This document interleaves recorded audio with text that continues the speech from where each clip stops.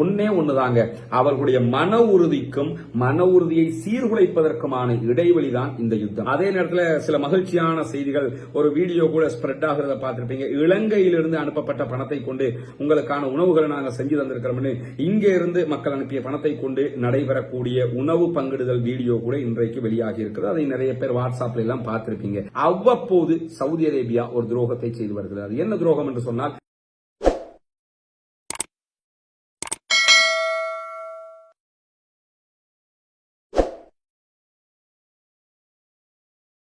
அஸ்ஸலாமு அலைக்கும் வரஹ்மத்துல்லாஹி வபரகாத்துஹு. பேரன்பிற்கினிய சகோதர சகோதரிகளை, நம் அனைவர் மீதும் ஏக இறைவனுடைய அமைதியும் கருணையும் உண்டாகட்டுமாக என்கிற உயரிய பிரார்த்தனைகளோடு 535வது நாளாகவும் காசாவிலும் காசாவையொட்டிய பாலஸ்தீன பெருநிலப்பரப்பிலும் என்னவெல்லாம் நடக்கிறது என்கிற செய்திகளைத்தான் இன்றைக்கு நம்ம பார்க்க இருக்கிறோம்.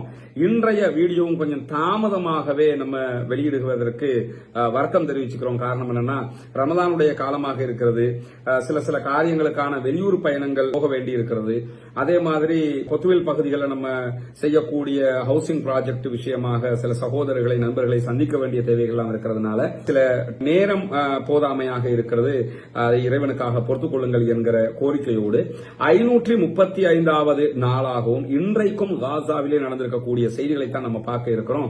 இப்ப காசாவில் நடந்து வரக்கூடிய செய்திகளை பொறுத்தவரை தொடர்ந்து பாலஸ்தீன அப்பாவிகள் மீது இஸ்ரேல் தாக்குதல்களை நடத்தி வருவது உங்களுக்கு எல்லாம் தெரியும். இன்றைக்கும் 61 பாலஸ்தீன அப்பாவிகள் கொல்லப்பட்டிருக்கிறார்கள். ஷஹீதாகி இருக்கக்கூடிய நேரத்தில் 134 அப்பாவிகள் படுகாயம் அடைந்திருக்கிறார்கள் என்கிற செய்திகள் வெளியாகி கொண்டிருக்கிறது. இப்படி தொடர்ந்தும் 50க்கு மேற்பட்ட அப்பாவிகள் கொல்லப்படுகிற ஒரு நிலையில இதுவரைக்கும் 730 பேர் இந்த 4-5 நாட்களுக்குள்ளாக காசா மண்ணிலே கொல்லப்பட்டிருக்கிறார்கள், ஷஹீதாகி இருக்கிறார்கள். புனிதமிக்க ரமலானுடைய மாதத்திலே இந்த அநியாயங்கள் தொடர்ந்து நடைபெற்று வரக்கூடிய நேரத்தில் இன்றைய தினம் ரெட் கிரசன்ட் சொசைட்டியினுடைய செம்பரை சங்கத்தினுடைய அலுவலகத்தின் மீதும் இஸ்ரேலிய ஆக்கிரமிப்பு ராணுவம் தாக்குதல்களை நடத்தி இருப்பது மட்டுமல்லாமல் UNRWA என்று அழைக்கப்படக்கூடிய ஐநாவினுடைய நிறுவனத்திற்காக வேலை செய்து கொண்டிருந்த 30க்கு மேற்பட்ட வெளிநாட்டு தொண்டு பணியாளர்கள் இன்றைக்கு காசா மண்ணை விட்டு வெளியேறி இருக்கிறார்கள். அதற்கான காரணம் என்னன்னா, தொடர்ந்து இஸ்ரேல் தாக்குதல்களை நடத்தி வருகிற போது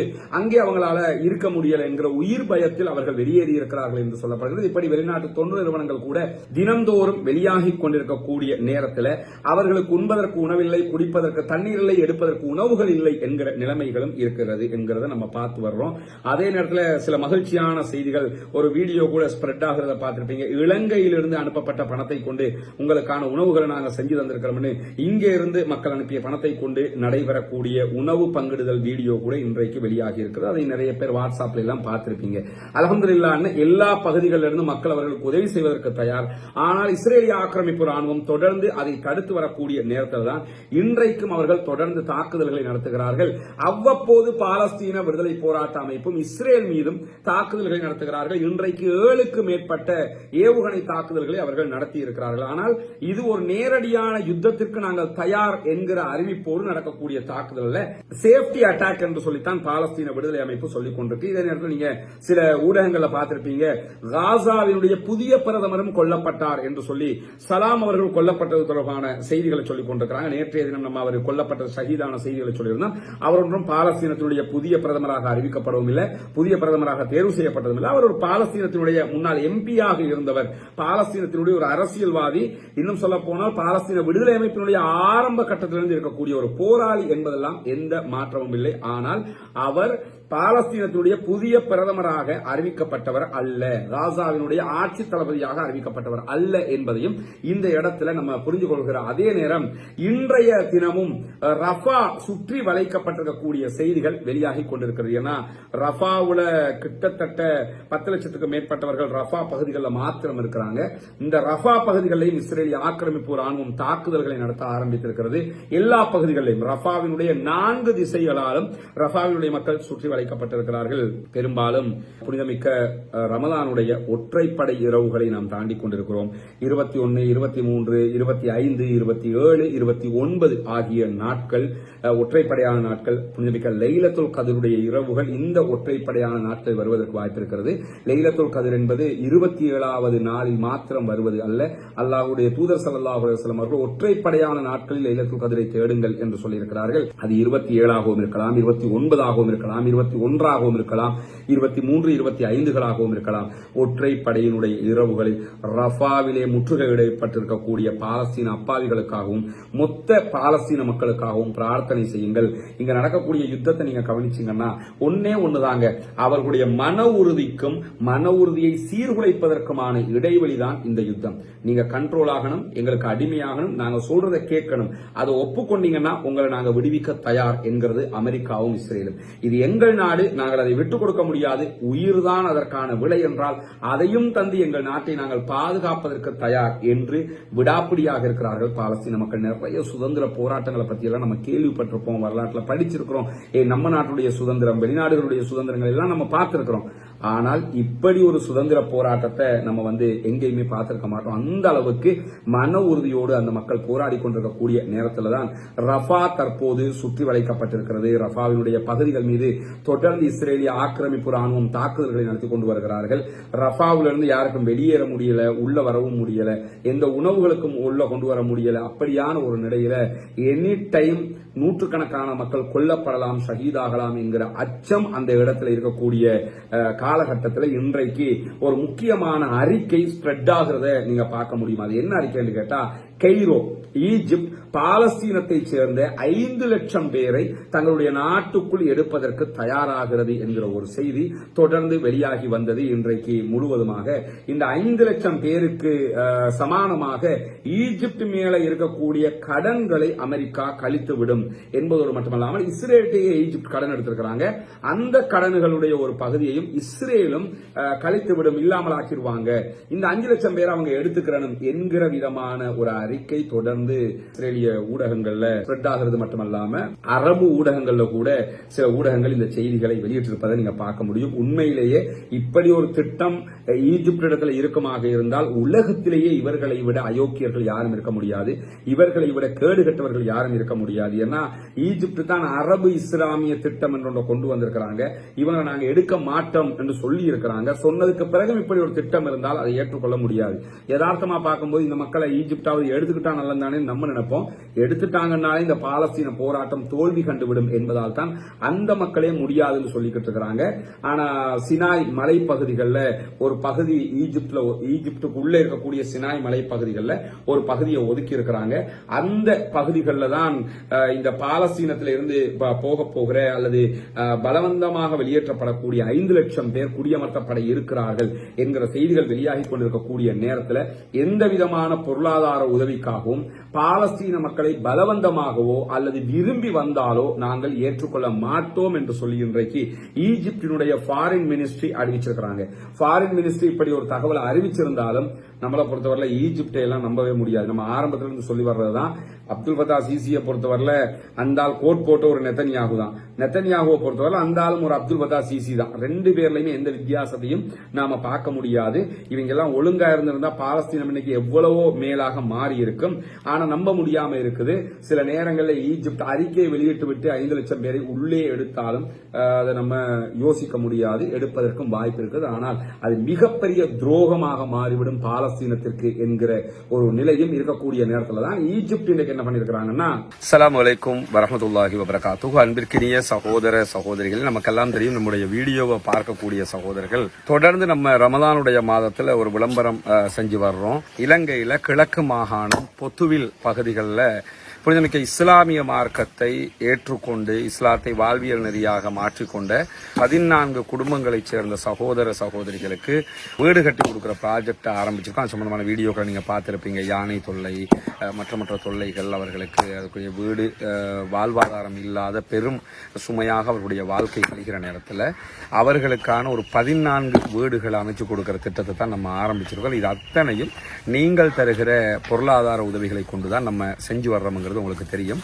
அதனுடைய முதல் கட்டமாக நீங்கள் தந்திருக்கக்கூடிய பொருளாதாரங்களை கொண்டு தற்போது ஒரு பகுதியில் வேலைகளை ஆரம்பிச்சிருக்கிற முதல் கட்டமாக இந்த வேலைகள் தொடர வேண்டும். அதே போன்று அடுத்திருக்கக்கூடிய மீதி உள்ள வீடுகளை எல்லாம் கட்டி முடிக்க வேண்டும். எல்லாவற்றுக்கும் நீங்கள் தான் உதவ வேண்டும் என்றுதான் உங்களிடத்திலே நாங்கள் வேண்டிக் கொள்கிறோம். புனிதமிக்க ரமலானுடைய மாதத்தில் உங்களுடைய ஜகாத் நிதிகளை இந்த மக்களுக்காக தந்துதவ வேண்டும் என்பதுதான் நம்முடைய கோரிக்கை. இஸ்லாத்தை பொறுத்தவரை நமக்கு தெரியும், ஜகாத்தை பெற்றுக்கொள்ளக்கூடிய 8 கூட்டத்தாரில் ஒரு முக்கியமான கூட்டத்தாராக கவனிக்கப்படக்கூடியவர்கள் முஅல்லஃபத்துல் குலூப் என்கிற உள்ளங்கள் ஈர்க்கப்படக்கூடியவர்கள். உள்ளங்கள் ஈர்க்கப்படுறவங்கன்னா இஸ்லாத்தை நோக்கி வரக்கூடியவங்க. எனவே அவர்களுக்கான இந்த உதவியை, ஜகாத் நிதியை முன்னால் தெரிகிற நம்முடைய அக்கவுண்ட் நம்பருக்கு நீங்க வைப்பு செய்ய முடியும், டிபாசிட் பண்ண முடியும். அதே நேரத்தில் சில நாடுகளில் இருந்து அந்த அக்கவுண்ட்டுக்கு டிபாசிட் பண்ண முடியாது என்று சொல்லக்கூடியவர்கள், இந்தியா போன்ற நாடுகள், மற்ற சில நாடுகள் அந்த பிரச்சனை இருக்கிறதா சொல்றாங்க. முன்னால் தெரிகிற என்னுடைய தொலைபேசி மற்றும் வாட்ஸ்அப் இலக்கத்திற்கு நீங்கள் தொடர்பு கொள்கிற போது அது தொடர்பான வழிகாட்டுதல்களையும் நம்ம உங்களுக்கு தருவதற்கு தயாராக இருக்கிறோம். எனவே நபிகள் நாயகம் ஸல்லல்லாஹு அலைஹி வஸல்லம் அவர்கள் ரமலானுடைய காலத்தில் வீசுகின்ற காற்றை விட வேகமாக தர்மம் செய்வார்கள் என்கிற செய்திகளை நம்ம சஹீஹுல் புகாரி, முஸ்லிம் உள்ளிட்ட ஹதீஸ் கிரந்தங்களில் பார்க்கிறோம். அதே போன்று அல்லாஹ்வுடைய தூதர் ஸல்லல்லாஹு அலைஹி வஸல்லம் அவர்கள் இது போன்ற மக்களுக்காக, ஏழை எளிய மக்களுக்காக எவ்வளவு தூரம் உழைத்திருக்கிறார்கள் என்பதையெல்லாம் இந்த ரமலானுடைய காலத்தில் நிறைய உரைகளை நீங்க பார்த்திருப்பீங்க. அல்லாஹ்வுடைய தூதர் ஸல்லல்லாஹு அலைஹி வஸல்லம் அவர்கள் சொல்கிறார்கள், இத்தகுன்னார வலவ் பிஷுக்கி தம்ரா, ஒரே ஒரு பேரிச்சம்பழத்தினுடைய துண்டு இருந்தாலும் அதை தர்மம் செய்து நரகத்தை விட்டும் பாதுகாத்துக் கொள்ளுங்கள். நரகத்தை விட்டும் பாதுகாப்பு தேடுகிற உயர்தரமான உன்னதமான ஒரு மாதத்திலே நாம் இருக்கிறோம். எனவே இந்த மாதத்தில் நம்ம இபாதத்துக்கள் செய்து நரகத்தை விட்டும் பாதுகாப்பு தேடுவதைப் போல இன்னொரு வகையான இபாதத்து தான் நம்முடைய சொத்து செல்வத்தினூடாக இந்த ஏழை எளிய மக்களுக்கு நாம் உதவுவது. எனவே அந்த காரியத்துக்கும் உதவுங்கள் என்று அன்பாக கேட்டுக்கொள்கிறோம். ஒரு திட்டத்தை முன்மொழிந்திருக்கிறார்கள். என்ன திட்டம்னா, அடுத்த கட்ட சமாதான திட்டம் முன்மொழிஞ்சிருக்கிறாங்க. பாலஸ்தீன விடுதலை அமைப்பு அந்த திட்டத்தை முற்றுமுழுதாக நாங்கள் ஏற்றுக்கொள்ள மறுத்துவிட்டோம் என்று அறிவித்திருக்கிறார்கள். இது எல்லாம் பார்க்கும்போது ஈஜிப்ட் ஏதோ சூழ்ச்சி பண்றாங்களோங்கிற சந்தேகம் வருது. என்னன்னா, பாலஸ்தீன விடுதலை அமைப்பு அமெரிக்கா பிளஸ் ஈஜிப்ட் பிளஸ் கத்தாருடைய முன்னிலையில செய்து கொண்ட ஒப்பந்தம் தான். முதல் கட்டம் 40 நாட்கள், பின்னால் வரக்கூடிய 40 நாட்கள் நிரந்தர யுத்த நிறுத்தத்தை நோக்கி நகர வேண்டும். 3வது நிரந்தர யுத்த நிறுத்தம் தான். 5 ஆண்டுகளுக்குள்ள பாலஸ்தீனம் ஒரு ஸ்டேட் ஆகும், ஒரு நாடாக ரெகக்னைஸ் ஆகும் என்கிற விதமாகத்தான் அந்த ஒப்பந்தம் எல்லாம் இருந்தது. ஆனா அந்த ஒப்பந்தத்தை நீங்க எந்த சர்வதேச ஊடகத்தில் பார்த்தாலும் பலவீனமான ஒப்பந்தம் என்றுதான் அவர்கள் வகைப்படுத்துவார்கள். பிபிசி இருக்கலாம், CNN ஆக இருக்கலாம், அல்லது வால் ஸ்ட்ரீட் ஜேர்னலாக இருக்கலாம், டைம்ஸ் ஆக இருக்கலாம். ஏன் அரபு ஊடகங்கள் கூட அதை பத்தி எழுதும் போது என்ன சொல்லுவாங்கன்னா, இது ஒரு பலவீனமான ஒப்பந்தம். பலவீனமான ஒப்பந்தத்துல தனிநாட்டு கோரிக்கை வரைக்கும் போய் நிக்குமா? நிரந்தர யுத்த நிறுத்தம்ங்கிற வேர்டு வருமானா பலவீனமான கோரிக்கை ஏன் காட்ட பாக்குறாங்கன்னா, இது பலவீனம், நாங்க பலமான ஒண்ணு உங்களுக்கு தரப்போறோம் என்று சொல்லி சர்வதேசத்தை நம்ப வைக்க பாக்குறாங்க. இந்த ஒப்பந்தம் பலமான ஒரு ஒப்பந்தம் என்பதை யாரும் மறுக்க முடியாது. இந்த ஒப்பந்தத்தை சீர்குலைக்கிற விதமாகத்தான் இன்றைக்கு என்ன பண்ணிருக்கிறாங்க கேட்டா, எகிப்து ஒரு திட்டத்தை முன்மொழிந்திருக்கிறார்கள். இந்த திட்டத்தில் என்ன ஆகும் என்று சொல்லி சொன்னா, காசா பகுதிகளுக்குள்ள உணவு, தண்ணீர், மருந்துகளை கொண்டு வர்றதுக்குரிய அனுமதி கிடைக்கிறது மட்டுமல்லாம, ஒரு வாரம் 1 வீக்குக்கு யுத்த நிறுத்தம் கொண்டு வரப்படும். முதல் கட்டமாக இந்த 1 வீக்குள்ள அமெரிக்கா, இஸ்ரேல் 2 நாடுகளுடைய பிரஜா உரிமை பெற்றிருக்கக்கூடிய உயிரோடு இருக்கக்கூடிய ஒரு கைதியும் அவரோடு சேர்த்து மொத்தம் 5 உயிரோடு இருக்கக்கூடிய கைதிகள் விடுதலை செய்யப்படுவார்கள். இந்த விடுதலைக்காக வேண்டி நூற்றுக்கணக்கான பாலஸ்தீன கைதிகளும் விடுதலை செய்யப்படுவார்கள் என்று சொல்லித்தான் இந்த ஒப்பந்தம் சொல்லுது. முதல்ல நீங்க கவனிக்கணும், இந்த 5 பேரை விடுதலை பண்ணுங்க, நாங்க ஏப்ரல் மாதம் 20ஆம் தேதி வரைக்கும் யுத்தத்தை நிறுத்துறோம் அப்படின்னு சொல்லி ஏற்கனவே அமெரிக்காவே சொன்னாங்க. அதையே பலஸ்டைன் போராளிகள் ஏற்றுக்கொள்ள மறுத்துட்டாங்க. ஆனா இன்னைக்கு இஸ்ரேல், எகிப்து சொல்லக்கூடிய ஒப்பந்தம் எப்படி இருக்கு கேட்டா, வித்தின் 1 வீக் 7 நாளைக்கு நிறுத்துறதுக்காக 5 பேரை விடுதலை பண்ணுங்க. இது அவன் ஏப்ரல் 20 வரைக்கும் யுத்தத்தை நிறுத்துறோம், 5 பேரை விடுதலை பண்ணுங்கன்னு சொன்னானே, அப்பவே அவங்க பண்ணிருப்பாங்க. அப்ப லாபமே அது. ஏப்ரல் 20 வரைக்கும் யுத்தம் நடக்காது, இது 7 நாட்களுக்கு தான் யுத்தம் நடக்காது. அப்ப ஈஜிப்ட் யாருக்காக வேலை பார்க்கிறார்கள் என்கிற ஒரு கேள்வி இருக்குது. இதனாலதான் பாலஸ்தீன விடுதலை அமைப்பு முற்றுமுழுதாக நாங்கள் அதை மறுக்கிறோம் என்று சொல்லிவிட்டார்கள். இந்த நிலையில தான் பாலஸ்தீனத்தில் இருந்து இன்றைக்கு 7க்கும் மேற்பட்ட ஏவுகணை தாக்குதல்கள், ராக்கெட் அட்டாக் இஸ்ரேலை நோக்கி நடத்தப்பட்டிருக்கிறது. இஸ்ரேல் என்ன சொன்னாலும் அவர்களுடைய அயன் டோமினால் ஒன்றும் செய்ய முடியவில்லை. அவர்களுடைய நாட்டுக்குள் தாக்குதல் நடத்தப்பட்டுக் கொண்டு வரக்கூடிய நேரத்தில் ஹைஃபா பகுதிகளில் இன்றைக்கு ஒரு துப்பாக்கி சூடு நடந்திருக்கு. அது பாலஸ்தீனத்தை சேர்ந்த இஸ்ரேலிலே வாழக்கூடிய ஒரு நபர் அந்த துப்பாக்கி சூட்டு தாக்குதலை நடத்தியிருக்கிறார் என்று சொல்லப்படுகிறது. அதில் இஸ்ரேலியர்கள் 2 பேர் கொல்லப்பட்டிருக்கிறார்கள் என்கிற செய்திகளும் வெளியாகி கொண்டிருக்கிறது. தொடர்ந்து பாலஸ்தீன விடுதலை அமைப்பு சமாதானத்தின் ஊடாக எப்படியாவது இந்த வெற்றியை அடைந்துவிட வேண்டும் என்பதில் கவனமாக இருக்கிறார்கள்.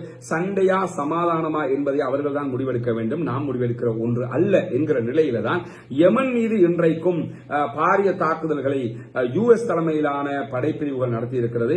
இன்றைக்கு 3 அப்பாவிகள் யமன்ல கொல்லப்பட்டிருக்கிறாங்க என்கிற செய்திகள் வெளியாகி இருக்கக்கூடிய நேரத்தில் யமன் மீது அமெரிக்கா தாக்குதல்களை நடத்தி வருகிற அதே நேரத்தில் அமெரிக்காவினுடைய ஆதரவோடு இருக்கக்கூடிய இஸ்ரேல் மீது யமன்ல இருக்கக்கூடிய ஹூதிகளும் பதிலடி தாக்குதல்களை நடத்துகிறார்கள். இன்றைக்கு இஸ்ரேல் விடுத்திருக்கக்கூடிய அறிக்கையில 2 ஏவுகணைகளை நாங்கள் தடுத்திருக்கிறோம்னு இஸ்ரேல் சொல்லியிருக்கிறாங்க. ஆனா மொத்தம் 5 பாலிஸ்டிக் ஏவுகணைகள், பாலஸ்டைன் 2 பாலிஸ்டிக் ஏவுகணைகள் இஸ்ரேலை நோக்கி அனுப்பப்பட்டிருக்கு. எனவே 3 ஏவுகணைகள் துல்லியமாக அவர்கள் மீது தாக்குதல்களை நடத்தி இருக்கிறது என்கிற செய்திகளை நம்ம பார்க்க முடியும்.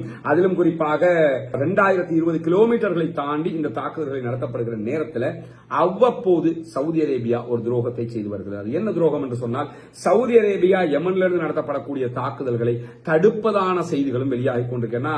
சவுதி அரேபியாவுடைய வான்பரப்பை அவங்க பயன்படுத்தி தான் இஸ்ரேல் மேல தாக்குதல் நடத்துவாங்க. அந்த நேரத்தில் சவுதி அரேபியாவினுடைய போர்சஸ் அந்த தாக்குதல்களை இடைநிறுத்தும் விதமாக அந்த ஏவுகணைகள் மீது தாக்குதல் நடத்துவதான செய்திகள் வெளியாகி கொண்டிருக்கிறது. அது உறுதியாக இன்னும் 100% உறுதிப்படுத்தப்படாவிட்டாலும் அப்படியான செய்திகள் வருகிறது. சவுதி அரேபியா அதை இதுவரைக்கும் மறுக்கவும் இல்லை. அப்படி சவுதி அரேபியா செய்தால் அது துரோகத்தின் உச்சமாக இருக்கும். பாலஸ்தீன மக்களுக்காக யமன்ல இருக்கக்கூடியவர்கள் போராடுகிற நேரத்தில் இஸ்ரேலை காப்பாற்றுகிற வேலையை சவுதி அரேபியாவோ துபாயோ யுஏஇயோ செய்யக்கூடாது என்பதுதான் உலக முஸ்லிம்களுடைய எதிர்பார்ப்பாக இருக்கிறது. பொறுத்திருந்து பார்ப்போம் என்னவெல்லாம் நடக்கிறது என்பதை. காசாவினுடைய செய்திகள் ரொம்ப கவலையான செய்திகளாக, கவலையான நிலையாக தற்போது மாறி இருக்கக்கூடிய நேரத்தில் தான் இந்த செய்திகள் வெளியாகி இருக்கிறது.